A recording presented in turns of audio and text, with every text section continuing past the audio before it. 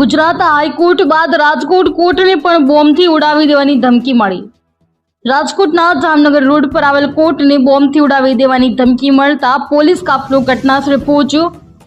Police દ્વારા સમગ્ર કોર્ટને ખાલી કરી દેવાનો અપાયો આદેશ। બોમ્બ સ્ક્વોડ, ડોગ સ્ક્વોડ સહિતની અલગ અલગ પોલીસ ટીમ પહોંચી કોર્ટે। બોમ્બ સ્ક્વોડ દ્વારા ચેકિંગ કામગીરી હાથ ધરવામાં આવેલ। કોર્ટના તમામ રૂમનું ચેકિંગ કરવામાં આવી રહ્યું છે અને કોર્ટ ખાલી કરાવાય છે। ભરત ભરડવા સાથે રોહિત બોચાણી, જી ન્યૂઝ, રાજકોટ।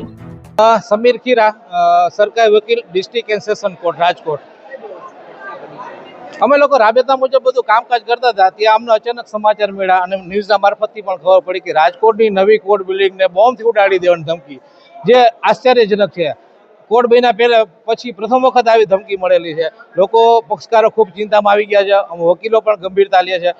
લગભગ 30, 40, 50 જજો છે, 500, 700 પક્ષકારો હશે, વધુ હશે અને 200, 400 વકીલો છે। પોલીસ તાકીદના ધોરણે આવી ગઈ છે, ચારે ખૂણે તપાસ કરે છે અને અમે લોકો અહીંથી ચાલ્યા જવા માટે મજબૂર છીએ અત્યારે।